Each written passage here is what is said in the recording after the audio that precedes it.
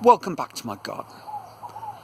On Tuesday I went for my regular checkup at a local dentist, lovely lady, and we tend to have a bit of a chat.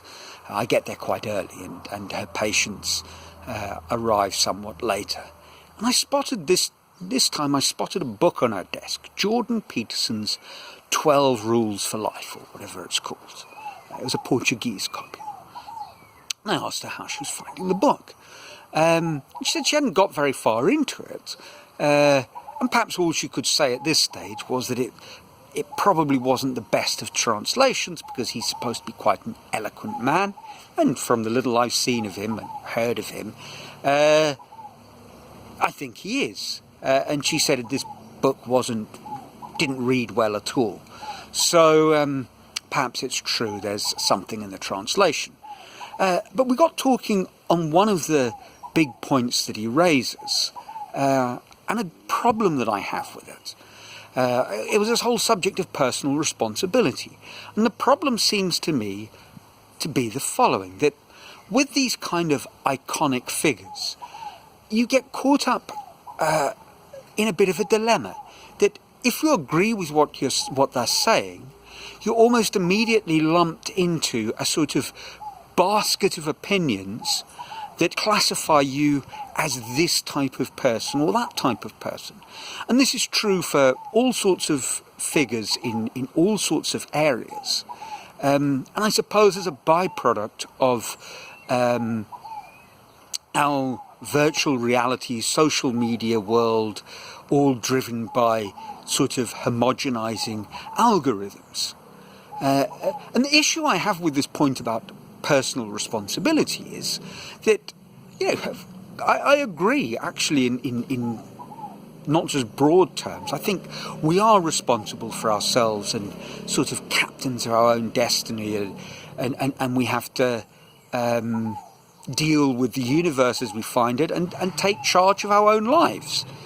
But it does seem that a lot of people, fans of Jordan Peterson, sort of reach the conclusion that that therefore absolves society at large and social institutions of any sort of responsibility for you. And I don't believe that that's the case. Not at all.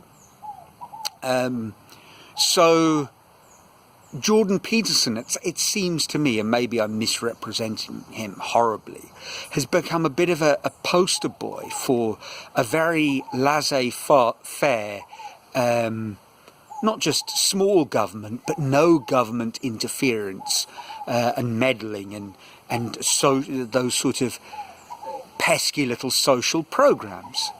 And, I think there's a place for those, for support networks and structures.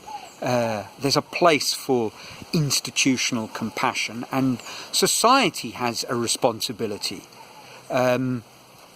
Corporations have a responsibility. It's not just about a bottom line, whether it's personal or a company. It's, there is a thing called community, and it seems that that's a sort of a sticking point for a lot of people who do like Jordan Peterson. And it was kind of roundabout, we'd just sort of danced around that point in our conversation, that she said, and of course she hasn't got very far with this book, but she tends to have 5 books on her nightstand and she's reading all of them at the same time. And here's the other one that she's most busy with. And it was an amazing sort of contrast and parallel to be reading at the same time. It was Viktor Frankl's Man's Search for Meaning. And she said she hadn't read much of that one because there's another Viktor Frankl book that she's been reading as well. But she does, what she's read so far, she has been enjoying. And we got onto an interesting sort of discussion of how it does seem that Jordan Peterson, who seemed to be someone who spoke a great deal about you're in charge of your own life in his book. Well, after all that tremendous success, and I don't know the full ins and outs, I'm not sure if things that went that well for Jordan. It seems he disappeared off the map for a little bit, and that was in part because he was a victim of some sort of substance abuse issues. I don't know what the substances were, why he was taking him in the first place, what had happened, but I think that's to some degree true, and I know he has spoken about it, and I've kind of resisted a deep dive into the murky details, but it does seem interesting that Jordan, who spoke so much about our own responsibility for our own lives, went through all these struggles, and Viktor Frankl, despite the astonishing lack of control he had for his own life in a concentration camp, flourished. And we had a sort of chuckle about that. And I was sort of sitting there thinking, I need to resist some sort of taking sides gloating. And I need to have compassion for Jordan. I hope things have worked out well for him, and that he has found his way through to the other side, a stronger, better person for all his troubles. And I wished my doctor the best of literary journeys with Man's Search for Meaning, because it really is an astonishingly good book. It seems to me, quite actionable in a different sort of way. The 12 rules for living your life that Jordan presents, I know one of them is sort of that make your own bed, and that's not bad advice. And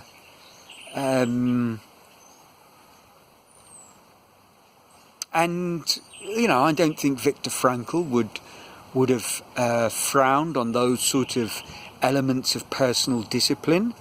And I think taking pride in yourself and doing things the right way certainly isn't against his messages in Man's Search for Meaning. Perhaps the tone of the book is a little different, but who can say? Perhaps you can if you've read both of them. As I say, I haven't read the 12 rules, and I'm not sure I will. I did, as it happened, receive the gift of his life auditing, or whatever it's called, program. A good friend of mine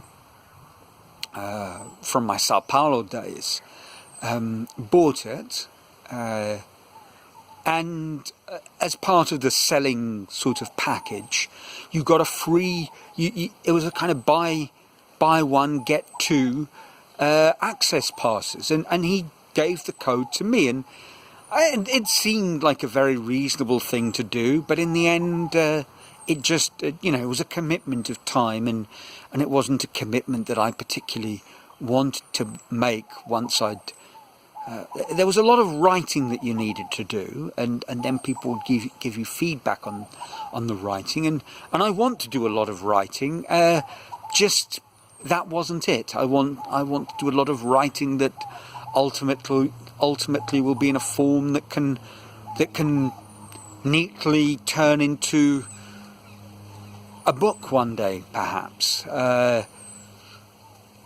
So that was as far as I went with Jordan Peterson, and as far as I suspect I will go. I know he has a lot of arguments with all sorts of people, and even when I'm very much on the side of one, and let's be honest, his adversary, I find the tone of these arguments very unhelpful. I like high school debates, really, people scoring cheap points, when what we need to be doing is addressing a deeper issue, which is that these points are nuanced. Personal responsibility. It's not just you're responsible for yourself, or society is responsible for you. It's not some kind of extreme laissez-faire free man versus a participant in a cog in a dystopian communist machine, sort of Cambodia. There's a lot of positions in between, and there's not just two axes. It's not just social versus personal responsibility. It's a very complex business, and unfortunately in our modern world, I guess this is once again a byproduct of the algorithm. It kind of drives you into seeing things in those very binary sorts of terms, and the world isn't like that. No, it isn't, and I guess that's as far as I will go. Summing up, yes, we're responsible for ourselves, and yes, we have a collective responsibility for each other, and yes, societies need to do their best for citizens, and sometimes people, even Jordan Peterson, need a little helping hand and a little pick them up when they've fallen down. And I guess that's it for this week. So I hope you're well. I hope your lives are filled with joy, and you're keeping safe. Until next week, from a sunny Brazil, ciao.